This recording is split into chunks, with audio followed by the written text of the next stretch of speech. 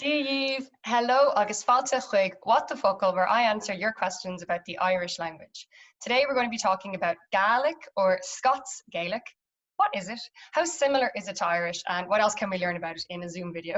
So I'm joined by Eoin P. Murchú, who previously appeared on What the Focal talking about his work translating Gmail and other websites into Irish. But Eoin has now translated a book from Gaelic into Gaeilge, and he's also spent time learning Gaelic in Scotland, so I thought he'd be the perfect guy to introduce us a bit to the language. Conas atá tú Eoin? Hami gleva kiver hashifein. Are you going to do the whole Good kincho. Ounce Gaelic. Ní Aodha, no.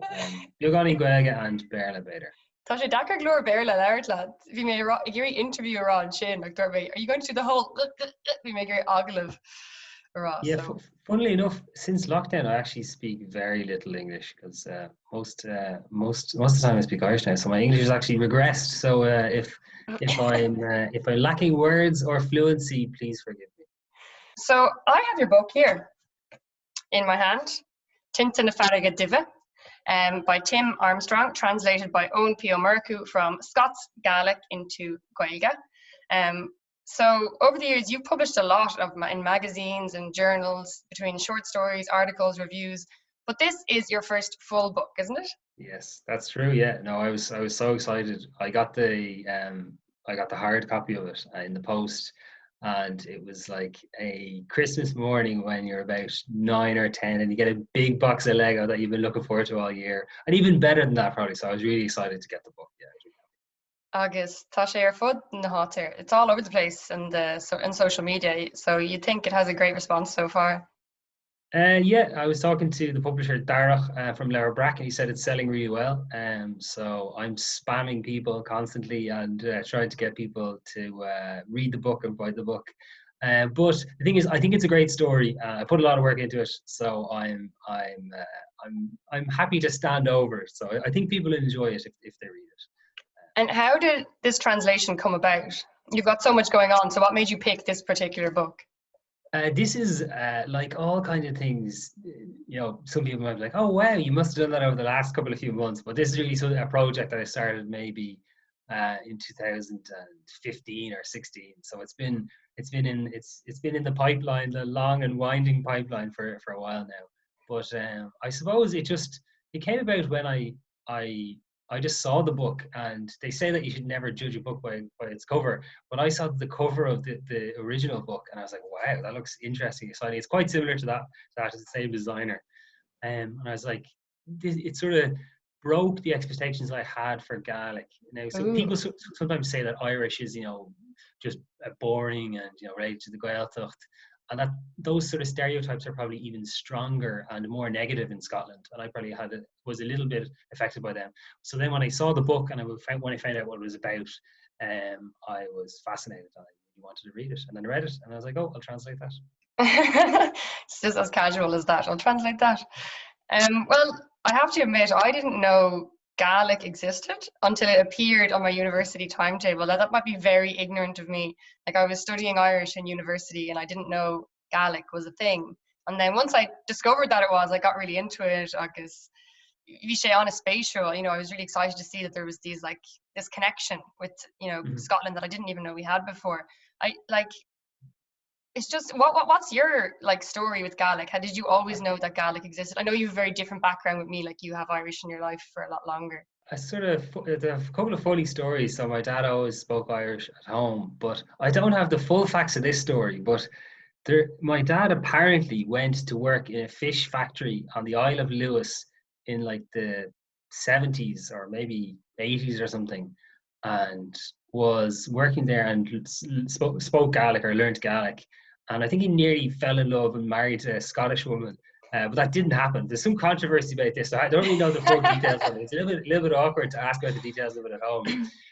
But yeah, this sounds really bad. So there's one woman, I think the girl that he was interested in her name was Shonag, and one of my sister's name is now Shona. So it's not quite the exact name. So there's a little bit of a controversy Sawalia Queen Maid Shin, Calahorla Shin. But so I think from my dad, always had some books about Scottish Gaelic at home, and a magazine called Caran, which is sort of like, it connects the Celtic nations, so it has little articles from different languages.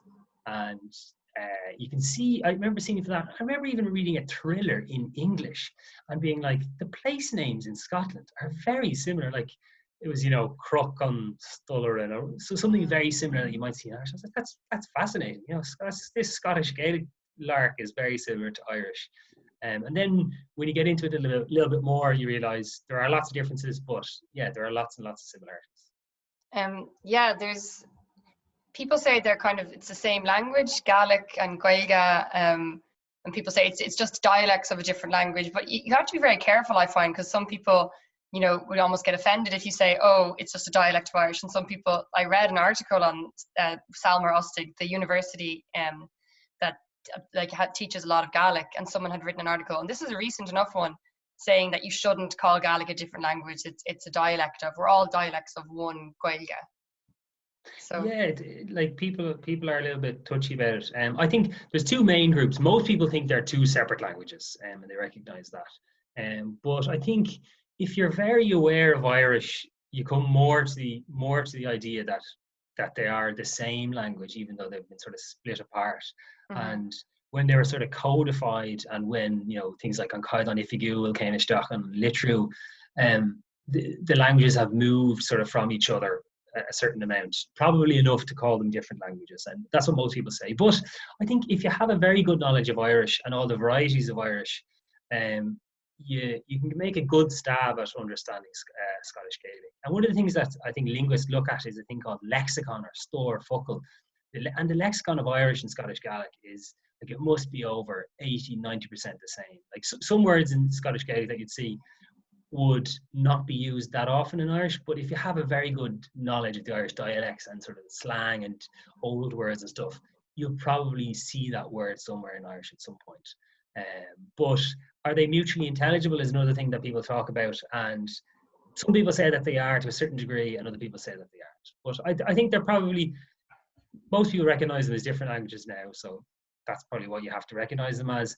But I think with a tiny little bit of effort, you can make yourself understood and read, or even converse with someone with Gaelic without doing that much work, I think. Mm-hmm. Okay. Yeah, that's kind of like it's kind of like buy one get one free. So if you learn Irish, you get Scottish Gaelic free as well. Well, with a little bit of effort, yeah. Well, a little bit of effort. What can you tell us about Gaelic, like the culture at the moment? Because I know when I first learned it, I started listening to Judy Fowlis, and then I started listening to Nightworks, who loads of people who speak Irish know, because they played in Ireland at Féile na Gealaí, for example, and their music is just, it's kind of like Celtic fusion and electronic. Great gig, just like Cuimhní Keen. But what else can you tell us about Gaelic, the culture at the moment around the language? So similar enough to Irish, like Scottish Gaelic is a minority or a minoritized language, and it doesn't really have the same state support that Irish would have in Ireland. So while there probably are more native speakers of Gaelic, or that's one of the things that said, there may be no more native speakers of Gaelic in Scotland. Once you go outside that group, people with any knowledge or any ability in the language really drops off. So in Ireland, maybe 1.6 million, or maybe 2 million people on the island say that they have some knowledge of Irish. And just by talking to people randomly, there must be probably 100,000 people in Ireland, or 200,000 people who will be able to have a very basic conversation in Irish. So we have said maybe up to 400,000 people, but in Scotland it's a lot less. So maybe there's 80,000 people or something like that, who have an ability in the language, and maybe something like 60,000 between the Gaeltacht and urban speakers who would be fluent. But even things like literary is a lot less. So it's similar enough to Irish in that it's minoritized, but it's a far smaller space in the public sphere and in the public mind. And okay. If you just look at, sometimes Irish people are always like, oh, people are always slagging Irish and in the media, and and that's very true. But in Scotland, it's like there's some vitriol, and they really hate Scottish Gaelic in the media, the mainstream media in Scotland are very, very vindictive against Gaelic. Does it mean, is what you're trying to say, that a smaller minority even identifies with it? Because I suppose in Ireland, even people who don't speak Irish kind of so a lot of people would say, I wish I did, or I appreciate that you do, kind of. But in Scotland, that's not there. In Jahul. Yeah, well, they also, in Scotland, they speak Scots as well. So for a lot of people, maybe that sort of fills the sort of nationalist part of their identity that relates to language. And lots of discourses around, Scottish or Gaelic was never spoken here, even in places where there will be place names that are very obviously from Gaelic.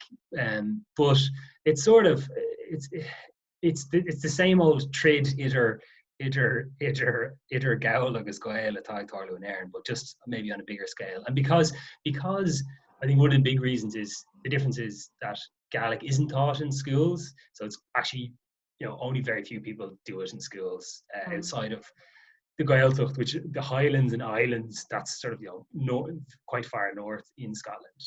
But the community's still there. Most strong communities are very far north, but there's lots of music being played. There's art and there's literature and books, lots of different books. I know Animal Farm is coming out soon, translation, something we don't have translated in Irish. Steaua literary magazine. There's cool stuff on social media and on Instagram. Kirstag does cool stuff on Instagram. So yeah, there's a vibrant enough community, which is pretty interesting. And when you said Gaelic there, and we've talked about Scots Gaelic, and we've said Irish Gaelic, like, do they call it Irish Gaelic? What are all these terms? Like, is it just loads of different terms that different people use to say the same thing, essentially? Yeah, we could spend about 3 hours talking about the terms. Okay. But when you're speaking Irish, some people are very against using the term Gaelic in Irish, and they say you should say Gaeilge na Halban na Goni, Gaeilge na Héireann, Gaeilge na Halban agus Gaeilge Wanan. And that's probably true, but in Ireland we've sort of moved on. As in, most people, if you said Gaelic about Irish, people are like, oh, don't say that, even though it's it is Gaelic. But we sort of latched our national identity onto the language in a way that maybe hasn't happened in other countries. But yeah, you could go through that forever. But Scottish Gaelic or Gaelic, I think they say Gaelic Éireannach, and yeah, that's that. I'm not going to. If you were writing, get stuck talking about that for ages. I know, yeah, and I know it's complicated, but I often wonder, because I know, yeah. So as you were saying, people in Ireland, just to summarize that again, who speak Irish, we would call it Gaelic, or sometimes Gaeilge na Halban, basically. Yeah. And or Scottish Gaelic in English. Yeah. Or even Gaelic most of the time, you'd assume someone's talking about Scottish Gaelic. Mm-hmm. But if someone was an American, if they said Gaelic, they could easily be talking about Irish, which is understandable. You mentioned Animal Farm coming out there in Scots Gaelic, Irish Gaelic. You mentioned it coming out, and would it be easier for you to translate that from Gaelic into Gaeilge, or would it be easier for you to just go from the English? In that case, it probably would be easier. No, it would be good. It'd be a good bit easier for me to do it from English. Yeah. No, from English? My English would be a lot better. Yeah. Okay. So there probably, if I looked through the translation, there probably would be some things in the translation where I'd be like, oh, that's a clever, interesting way to translate that, and I might take that across. But just my English is good, far better than my Scots Gaelic. So. Okay, because I thought when you said, in the case of Tinte na Farraige, the book I translated,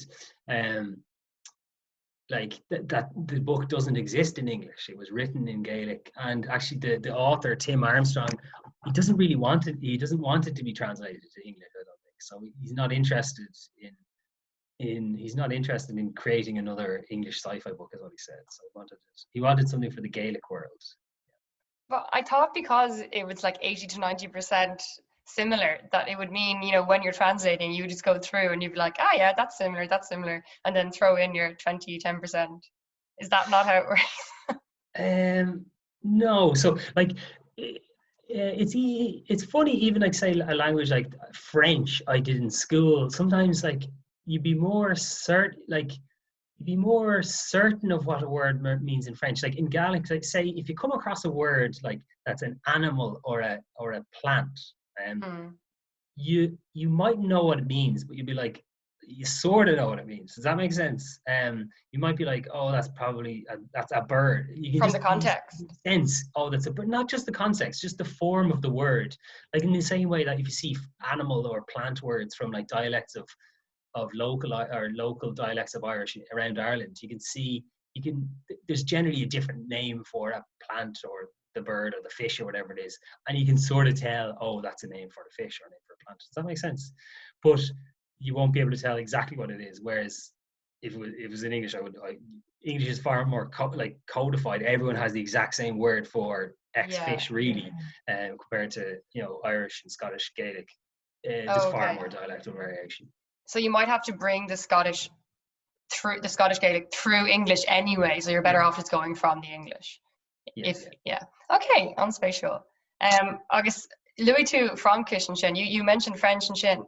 And I'm finding it so hard to speak English to you. But anyway, you mentioned French, and French has faux amis, the words that are sound in French like an English word, but they don't mean the English word. But Gaelic has them with Irish, doesn't it? There's words. It does, yeah. There's a number of them. Someone actually wrote a very funny short story based on the words.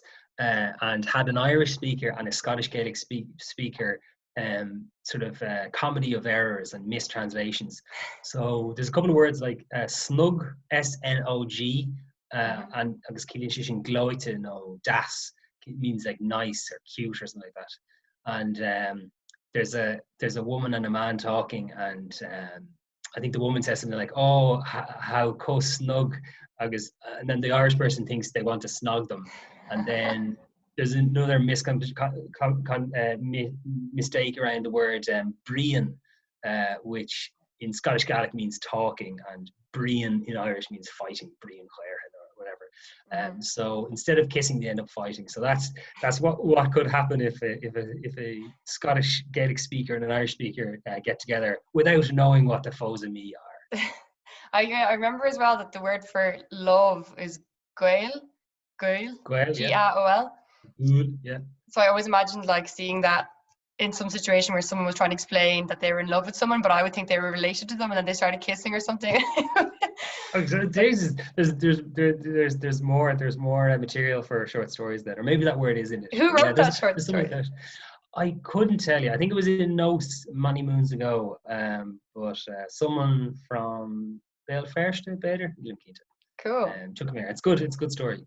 And if people are more interested in the stuff about the foes and me, Cuivine O'Scannell, or Kevin Scannell, who's this technological master who creates all these wonderful instruments for us, created a dictionary of Scottish, Gaelic and Irish, and he sort of marked the foes and me. So maybe there's like 150 foes and me, that something like that, and basically you could go to that list and find out what words are a little bit different, to make sure that you understand the difference. So is them níos mó faoin leabhar. Tell me more about the book and the process of translating it. So the source text, or the original book, is called Ed Cún Dubh Dríilseach, and I've translated that to Tinte na Farraige with the help of, Darach O'Scully actually chose the title in the end. I had great trouble. I think there wasn't too many challenges in the translation itself was challenging enough, but I'd say for the title, I probably went through over 100 different choices. And had a really good long think about it. Sent out loads of texts to people, discussed it and stuff. And then Darach came up with Tinte na Farraige, some like strong words and strong images. But anyway, it's a sci-fi novel.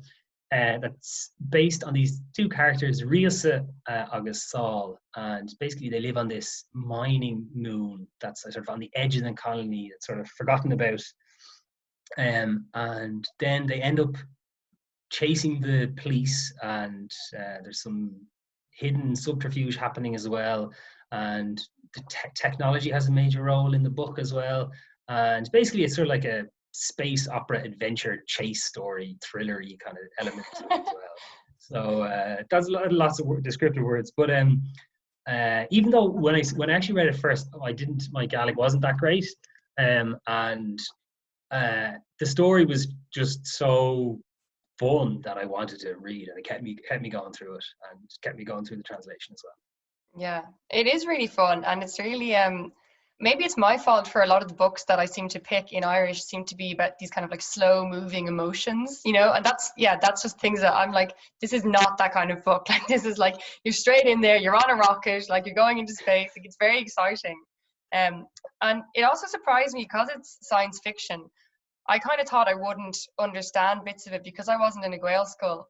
There's these pockets of knowledge that I don't have, and science is one of them. So people, like, words that are to do with science that somebody might know from years of doing biology and physics and stuff, I'm just clueless sometimes, but I'm not having any difficulty. Did you make it like understandable on purpose? I think with the register in it isn't too high, so the sort of standard of language isn't too high, and I think most of the things are sort of in context as well. So like, even if you don't get a word, if you sort of read on, or if you're following the story, you will get it. So yes, yeah, I don't think, even though there is some focus on technology, but I think most of them are sort of understandable by what's going on in the story, and that the story will actually bring you through, even if you would have difficulty with that. But I don't. It's not one of these. You were talking about, you know, books about slow moving emotions. Like, I like those kind of books now and again, but sometimes you just want a book that something happens in it, and like something happens in this book several times, and you know, there's, you know, explosions and killing, and, you know, backstabbing, and you know loads of interesting things there's happen. badness, you know. There's a couple of times where I had to read things twice and three times. I was like, what? Like, did that just happen? Is this happening? So it's exciting, and I like to read that. And I feel like Beta Nachwell fear, but I sometimes think that people are less bold when it's because, like, the pool of Irish, there's so little, I don't know, there's just, maybe people take less chances, or maybe you feel like you come across less weird things or bold things. That's very true, yeah. No, like, if you wrote I don't know, something like a Stephen King novel in Irish, people would automatically assume any weird things that the characters did. They'd be like, oh, and you did that, or like, you thought that up, so you're a weirdo. So like, I think it is a little bit harder to break out of the mold of people connect the author with the work, or with the work far more in Irish maybe than they would in other things, because they probably, in Irish, you'll often know the person, or you have seen them, or you might follow them online or something, or something like that. Yeah, actually, you said that very well, because I didn't want to say that people don't take risks. So I actually think people take a lot of risks in Irish language, and in a way it opens you up to doing things. But you're right, that it's the kind of the authorship and people knowing you, and that it changes things. But this has made me want to write some brave and weird stuff. Cool. I didn't realize it was that weird, but then again, I've been going through it for years. Like I had to proofreading. Oh God, the bane of my life. I probably proofed it maybe 3 or 4 or 5 times at the end. So I'd forgotten how weird it is. I just thought it was totally normal. But yeah, no, it's nice. It's nice to hear it's a bit weird. It's always interesting to put something interesting out there. And the man who wrote it, also an unusual story. His name is Tim Armstrong. Agus is Americanache. Gàidhlig, so it's a Seattle Tim Armstrong. So I'm not sure. I met him I went over to this place, Sabhal Mòr Ostaig, we mentioned it at the start, which is a Colmán Mac Séalaigh ar Nílan Scianach, the Isle of Skye in Scotland. They have sort of a Scottish Gaelic college, sort of like Achadamh na Hoscaíocht the Gaeilge in Ireland. And I met Tim, and I was going to ask him, could I translate the book? And I didn't really know that much about him, but he's a very interesting character. So he actually learned Gaelic when he came over to Scotland. He's living there now for over 20 years, but he started playing music with these punk bands, like, called Mícheál Mac, Destroy Everything. It's like really heavy punk, and he like, some of the elements of his own background come into it. So he was like, I think he lived in a commune for a while in America, and loads of these elements sort of come into the story as well. There's sort of like a band playing in the book as well, and that's sort of, I assume he draws a lot on his own experience for that.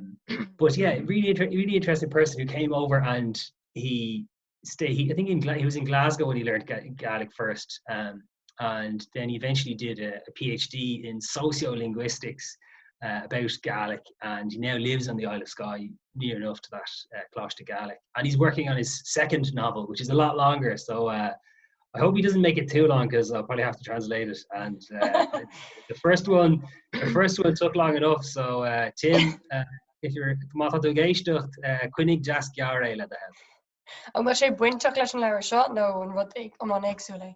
Tá sé buinteach leis an leabhar seo. So it's like it's a follow-on. It's a sequel. Yeah. So same characters, or some of the same characters. I'm not sure who dies and who remains. You can't tell you. No spoilers here.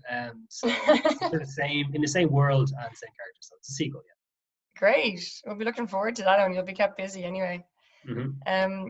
So that's great. Have you anything else to tell us about Gaelic or your projects in Gaelic or this book itself?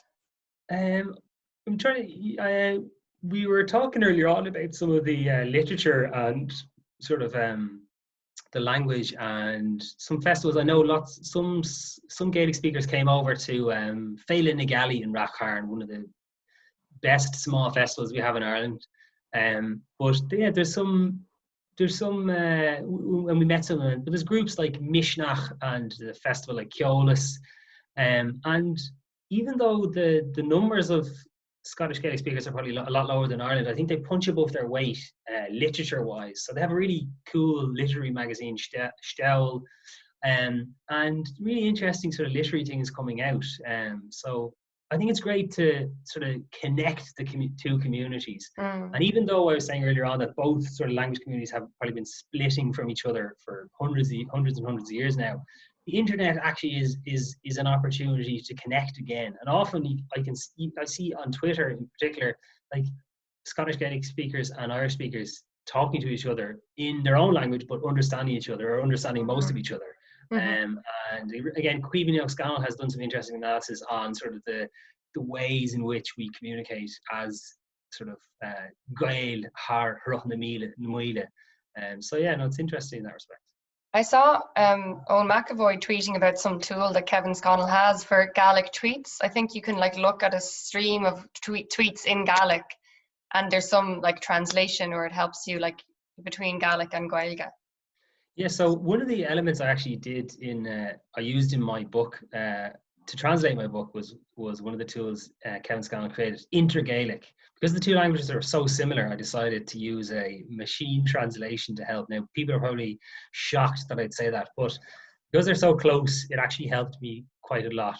And then I went over the text again and again to edit it and make sure, all the new words, loads of words that it wasn't quite so good on were translated correctly, and conversation and stuff was translated correctly. So he's created, some tools that help you to understand the gist of Scottish Gaelic, and they're all available on his website, Cadhan Aonair, CADHANAONAIR. And some really interesting things there. But Intergaelic is one of the tools that you can translate from Scottish Gaelic to Irish, and I use it sort of as an initial step when I was translating, as an ad hoc machine translation tool. But then I edited it loads and loads of times afterwards. A million times. A million times, too many times. Okay, Gléva, Tachpalat, as the I hope that people will enjoy your book. It's Astrachan Intache, and maybe just a good way to introduce them to the similarities between Gaeilge and Gaelic. And I know myself, when this is all over, I really want to go over to Celtic Connections, but I don't think we'll be going 2021, unfortunately. But hopefully, we'll see. Saulig. Oh, very sure. So Sinead, gur míle maith agat ón Pio Murchú as bheith linn inniu. I hope everybody enjoyed this introduction to Gaelic, and I'll put some links in the description box with more information and Kevin Scannell's website, etc. So, Slán Tamil, cheery lat, an drasta. Cheery drasta.